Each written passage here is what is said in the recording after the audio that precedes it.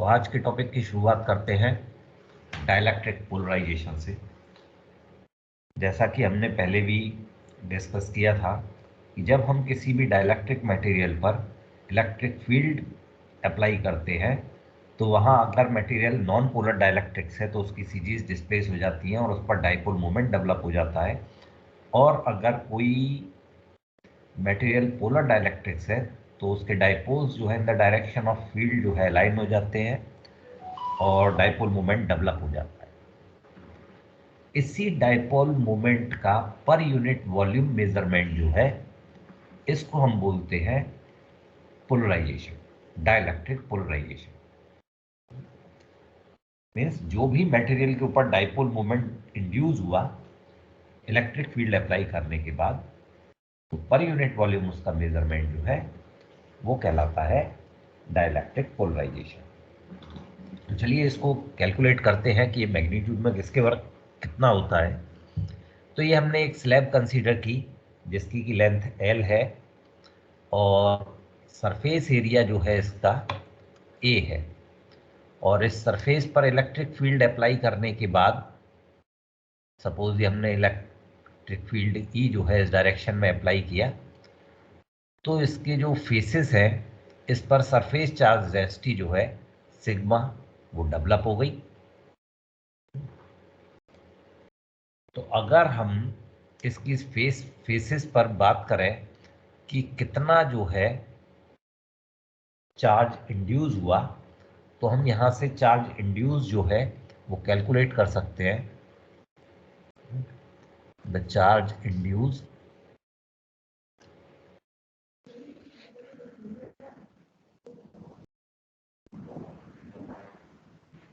Charge induced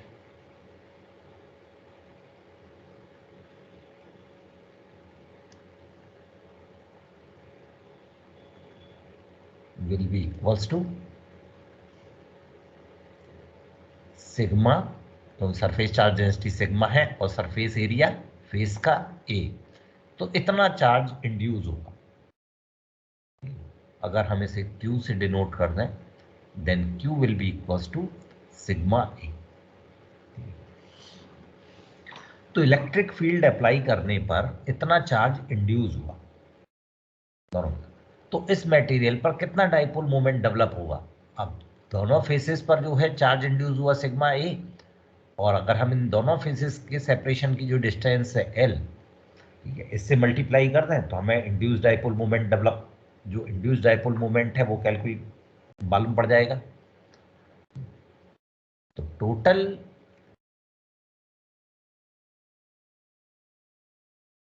induce dipole moment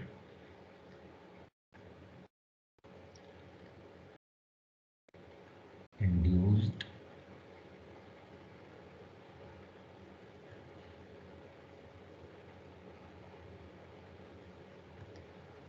dipole moment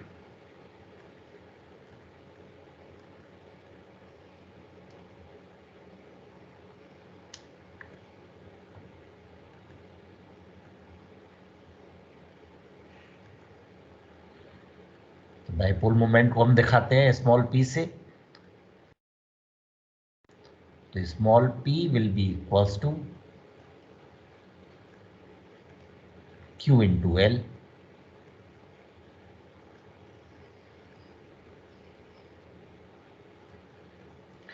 और Q की अगर हम यहां वैल्यू रख दें then it will be equals to sigma A into L। चलिए इस ब्लॉक का अगर हम वॉल्यूम कैलकुलेट करें तो वॉल्यूम ऑफ ब्लॉक कितना होगा। Volume of block will be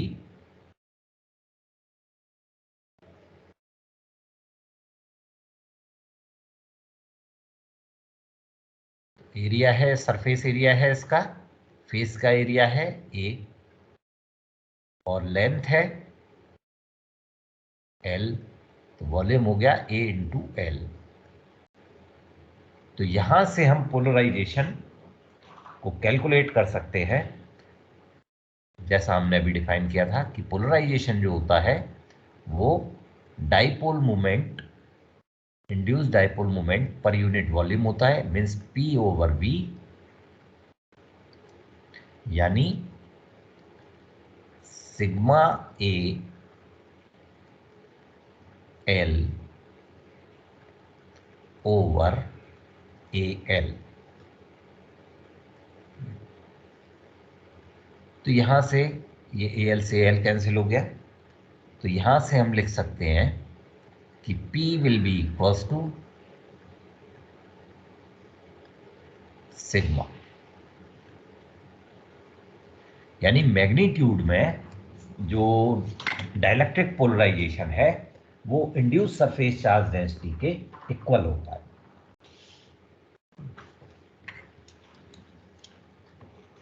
हम सरफेस चार्ज डेंसिटी नहीं कह सकते, मैग्नीट्यूड में उसके बराबर होता है। तो ये बात याद रखनी चाहिए। पर एक्सपेरिमेंटली देखने में ये आता है कि अगर हम इलेक्ट्रिक फील्ड की स्ट्रेंथ जो है इंक्रीज करते जाएं तो जो डाइपोल मोमेंट है वो भी इंक्रीज करता जाता है। मींस डाइपोल मोमेंट जो है ये directly proportional to applied field होता है। एक्सपेरिमेंटली देखने में आता है।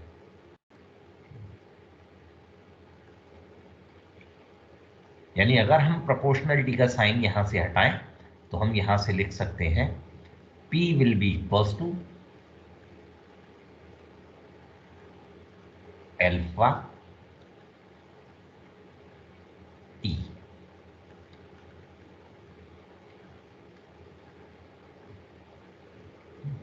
P will be equals to alpha E। Alpha जो है ये एक कांस्टेंट है, इसको हम बोलते हैं मॉलिक्यूलर पोलराइजेबिलिटी।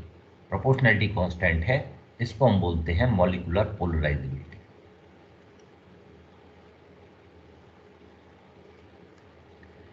मॉलिक्यूलर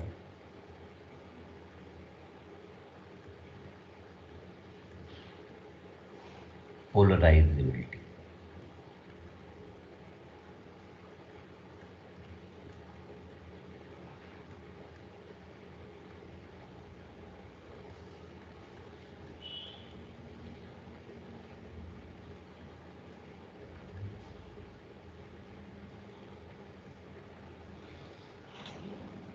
तो अगर capital number of n atoms पर यूनिट वॉल्यूम है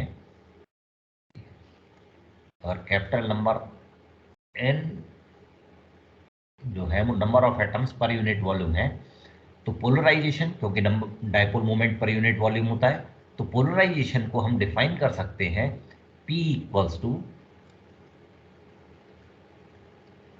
NP, P equals to NP, और P की वैल्यू है अल्फा E। तो अगर यहां पर हम ये वैल्यू रख दें तो यहां से हम पोलराइजेशन पूरे मटेरियल के लिए हम लिख सकते हैं N अल्फा E। तो डाइलेक्ट्रिक पोलराइजेशन जो है इतना डेवलप होगा अगर हम किसी मटेरियल ब्लॉक जिसके अंदर n नंबर ऑफ एटम्स हैं उस पर इलेक्ट्रिक फील्ड अप्लाई करें तो ये एक डाइलेक्ट्रिक्स के अंदर टर्म स्टडी किया जाता है, डाइलेक्ट्रिक पोलराइजेशन।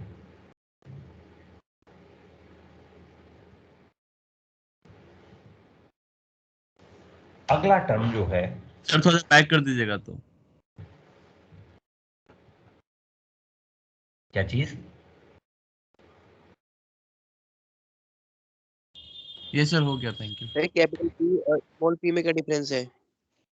स्मॉल p जो है वो डाइपोल मोमेंट है, इंड्यूस्ड डाइपोल मोमेंट है जो मटेरियल की स्लैब के ऊपर डेवलप हुआ है। ठीक है। Sir capital P?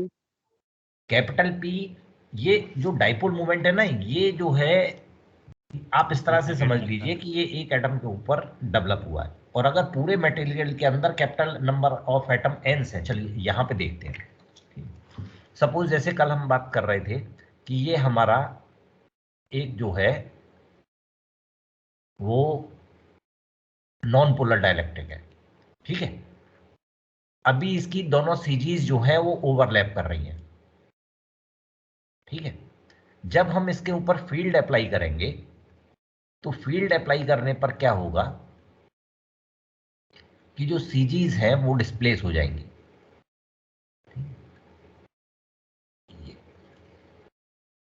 ये नेगेटिव रीजन की सीजी होगी, तो दोनों सीजीज जो हैं वो डिस्प्लेस हो जाएंगी। तो डाइपोल मोमेंट जो डेवलप होगा, सपोज ये है और ये है, ये, तो इनके बीच में L डिस्टेंस है, तो डाइपोल मोमेंट अगर इसके ऊपर चार्ज Q है तो डाइपोल मोमेंट जो डेवलप होगा दैट विल बी QL, ठीक है। इतना dipole moment electric field apply करने के बाद डेवलप होगा।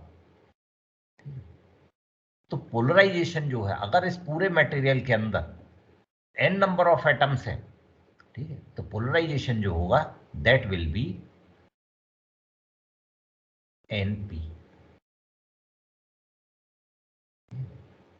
यानी total dipole moment per unit volume. पूरे मटेरियल पर टोटल डाइपोल मोमेंट जो इंड्यूस हुआ per unit volume that will be polarisation.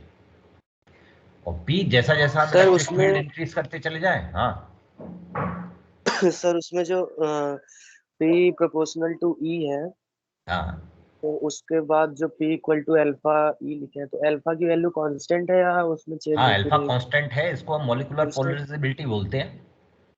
अच्छा, तो उसकी वैल्यू सर कैलकुलेट अलग करेंगे अलग मतलब? डिफरेंट अच्छा, डिफरेंट कैलकुलेट। केस में, हाँ okay sir. Different different case में इसकी वैल्यू कैलकुलेट करेंगे। Okay sir. तो ये था डाइलेक्ट्रिक पोलराइजेशन, एन अल्फा ई इसकी वैल्यू आ जाएगी यहाँ।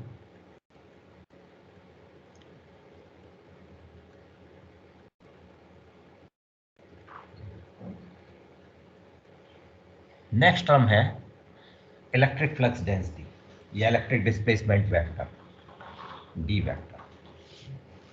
तो इलेक्ट्रिक फ्लक्स डेंसिटी या इलेक्ट्रिक डिस्प्लेसमेंट वेक्टर जो है, जैसा हमने पहले भी एक बार डिस्कस किया था कि जो इलेक्ट्रिक फील्ड कोई भी जगह कोई चार्ज है तो वो कितना इलेक्ट्रिक फील्ड जो है वो डेवलप कर रहा है, तो उसको हम इलेक्ट्रिक फ्लक्स डेंसिटी की टर्म में, डी वेक्टर की टर्म में डिस्क्राइब करते हैं। तो इन मैग्नीट्यूड जो होता है, ये जो इलेक्ट्रिक फ्लक्स डेंसिटी है डी, ये charge per unit volume, part charge per unit area होती है, Q ओवर A। तो Q ओवर A का मतलब क्या हुआ, Q, और अगर स्फेरिकल चार्ज है तो A का मतलब 4 पाई स्क्वायर सरफेस एरिया।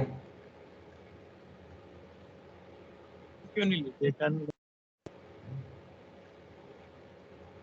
और E वेक्टर हम जानते ही हैं कि E वेक्टर जो है उसकी वैल्यू होती है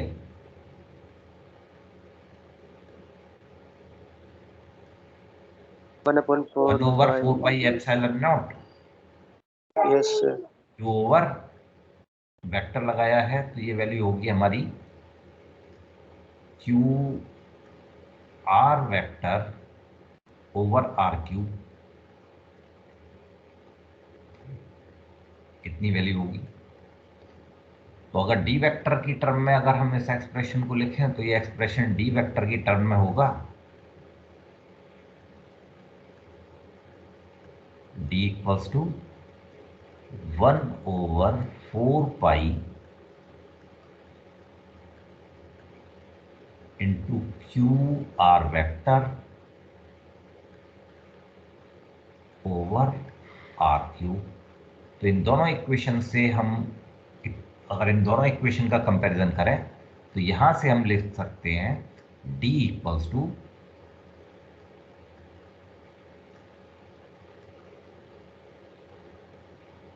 epsilon naught E, free space के केस में। और इन केस अगर कहीं मीडियम के ऊपर बात कर रहे हैं हम, then D will be equals to epsilon E। Medium की जो परमिटिविटी होगी उससे इसे डिफाइन किया एप्सिलॉन ई। तो ये है electric field density, electric flux density.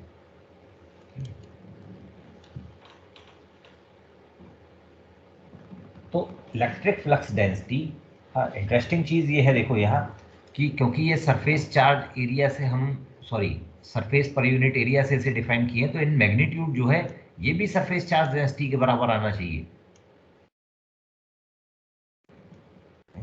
तो इन मैग्नीट्यूड जो है ये भी सरफेस चार्ज डेंसिटी के बराबर होगा।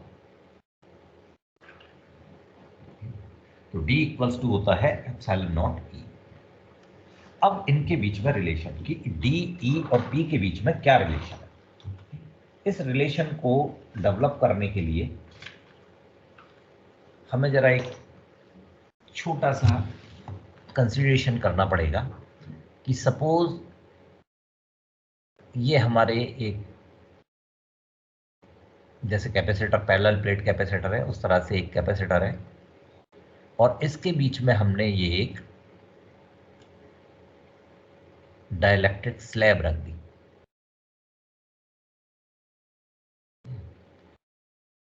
और हमने इस पर क्यू चार्ज अप्लाई किया। तो इस पैरेलल प्लेट के ऊपर हमने क्यू चार्ज अप्लाई किया तो होगा क्या कि इस स्लैब के अंदर जो एटम्स हैं वो पोलराइज हो जाएंगे। तो इधर नेगेटिव चार्ज इंड्यूस होगा स्लैब पर, जो स्लैब है उसकी सरफेस पर, इधर पॉजिटिव चार्ज, नेगेटिव, पॉजिटिव, फिर नेगेटिव एंड पॉजिटिव। इस तरह से जिस तरफ से पॉजिटिव चार्ज हमने अप्लाई किया है उस तरफ नेगेटिव चार्ज सरफेस के ऊपर इंड्यूस हो जाएगा।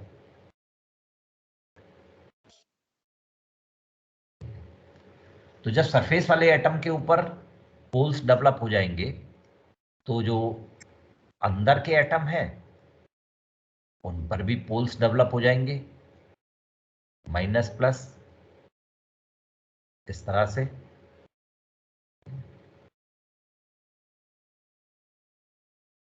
और ये प्रोसेस आगे तक चलती रहेगी, कब तक? जब तक कि हम दूसरी साइड की सरफेस पर नहीं आ जाते। तो दूसरी सरफेस की साइड पर ऑब्वियसली फिर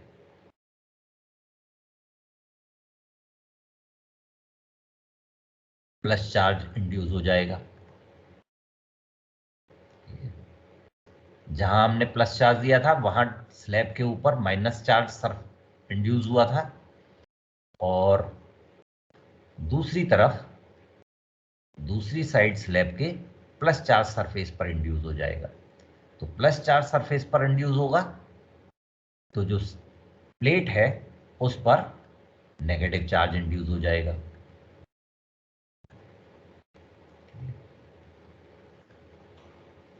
तो सपोज हमने ई नॉट फील्ड अप्लाई किया,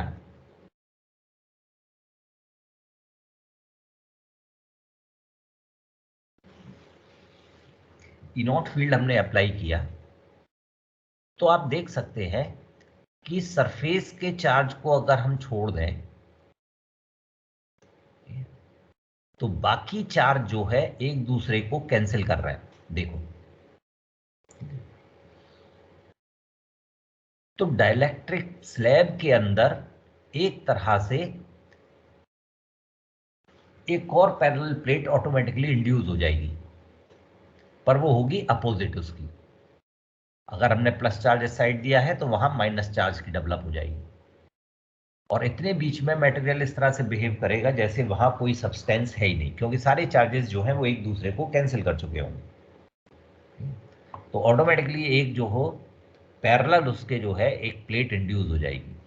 इसमें जो फील्ड की डायरेक्शन होगी, अगर सपोज ये इंड्यूस्ड फील्ड हम ई डैश से दिखा रहे हैं तो ये जो ई डैश फील्ड है ये उस फील्ड का अपोज करेगा जिसकी वजह से ये क्रिएट हुआ, यानी ई नॉट के अपोजिट डायरेक्शन में होगा, क्योंकि प्लस टू माइनस फील्ड चलता है तो जो अंदर जो स्लैब है उसके अंदर जो फील्ड चलेगा वो भी प्लस से माइनस यानी अपोजिट डायरेक्शन में चलेगा।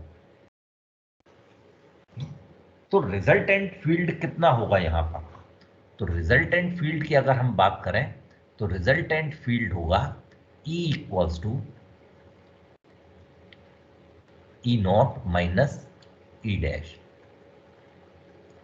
इतना रिजल्टेंट फील्ड होगा, E naught minus E dash. तो E naught electric field intensity, electric field intensity parallel plate capacitor के केस में आप लोगों ने पढ़ी हुई होगी,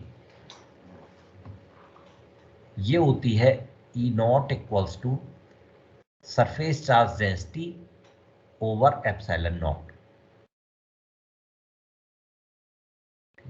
पैरेलल प्लेट कैपेसिटर के केस में।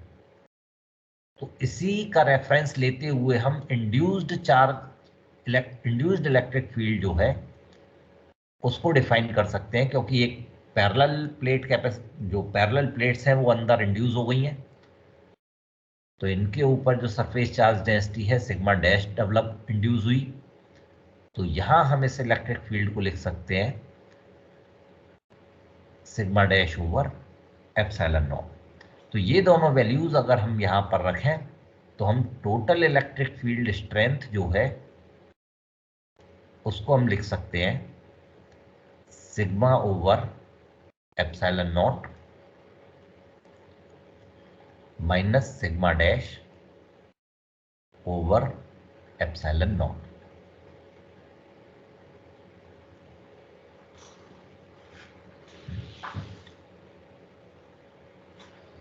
और इसको हम इस तरह भी लिख सकते हैं epsilon naught E equals to sigma minus sigma dash, और सिग्मा डैश जो है वो हमने पहले भी बताया था कि इंड्यूस्ड चार्ज डेंसिटी है, ये इंड्यूस्ड चार्ज डेंसिटी है, तो ये पोलराइजेशन के बराबर मैग्नीट्यूड में होनी चाहिए। तो हम यहाँ जो सिग्मा डैश है इसको पोलराइजेशन P से रिप्लेस कर सकते हैं। तो इस रिलेशन को हम इस तरह से भी लिख सकते हैं sigma equals to epsilon naught E plus P। तो इस तरह से इस रिलेशन को लिखा जा सकता है। फर्दर अगर हम देखें तो यहां अभी हमने बात की है, ये देखो D equals to Q over A, यानी चार्ज पर यूनिट एरिया, ये इलेक्ट्रिक फ्लक्स डेंसिटी होती है D, और ये मैग्नीट्यूड में सरफेस चार्ज डेंसिटी के बराबर होती है। तो ये जो सरफेस चार्ज डेंसिटी है इसको हम रिप्लेस कर सकते हैं D से, तो इसको हम लिख सकते हैं D equals to epsilon naught E। तो ये फेमस रिलेशन है इलेक्ट्रिक फ्लक्स डेंसिटी या इलेक्ट्रिक डिस्प्लेसमेंट फील्ड और इलेक्ट्रिक फील्ड और पोलराइजेशन के बीच में। और अगर वेक्टर की टर्म में बात करें तो हम इसको लिख सकते हैं D vector equals to epsilon naught E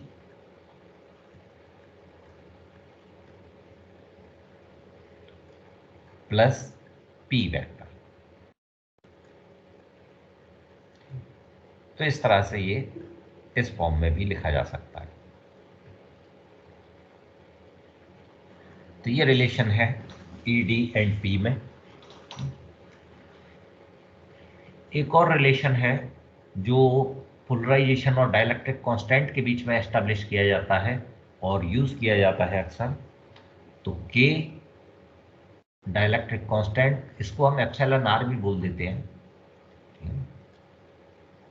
polarisation और डाइलेक्ट्रिक कांस्टेंट या रिलेटिव परमिटिविटी के बीच में क्या रिलेशन है, तो इसको अगर हम देखें तो वापस उसी इक्वेशन पे चलते हैं जो अभी हमने ड्राइव की थी। E equals to epsilon E equals to E naught minus E dash. E equals to E not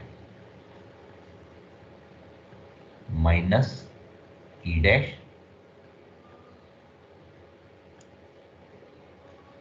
और ई डैश को हमने डिफाइन किया था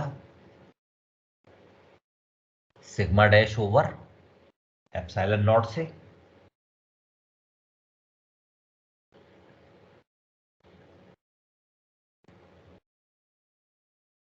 ई डैश इक्वल्स टू, इसको हमने sigma dash over epsilon naught से डिफाइन किया था, और सिग्मा डैश को हमने बताया था कि ये होता है इन मैग्नीट्यूड पोलराइजेशन के बराबर, तो P ओवर एप्सिलॉन नॉट हो गया। तो अगर हम इस वैल्यू को यहां रखें तो यहां से हम लिख सकते हैं E equals to E naught minus P over epsilon naught.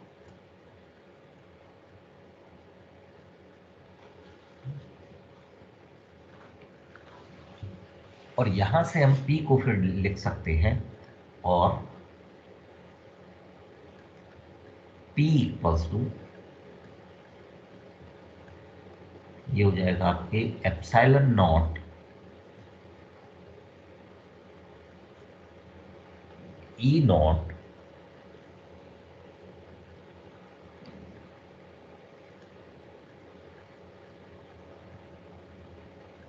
Minus epsilon naught E।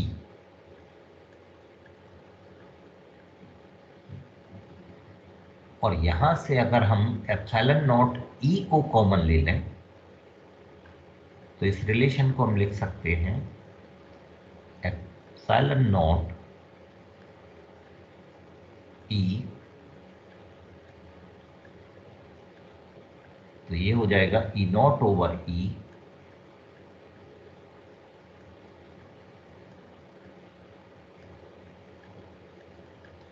Minus 1, और E नॉट ओवर E को हम डाइलेक्ट्रिक कांस्टेंट K या एप्सिलॉन R जो है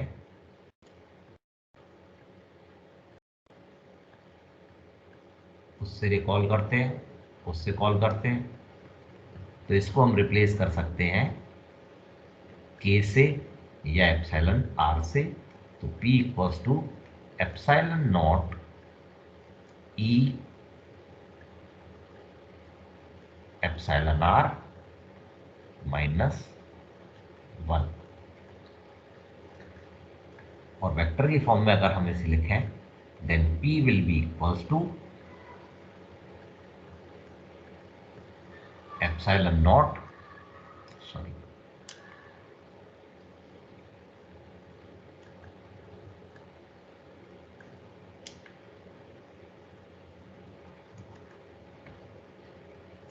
एप्सिलॉन नॉट एप्सिलॉन R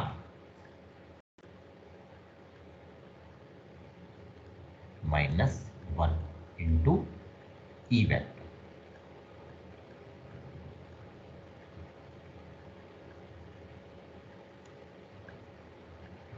तो ये रिलेशन होता है पोलराइजेशन P और डाइलेक्ट्रिक कांस्टेंट के बीच। तो ये वो फेमस रिलेशन है जो डाइलेक्ट्रिक्स मटेरियल की प्रॉपर्टीज को स्टडी करने में हेल्प करते हैं।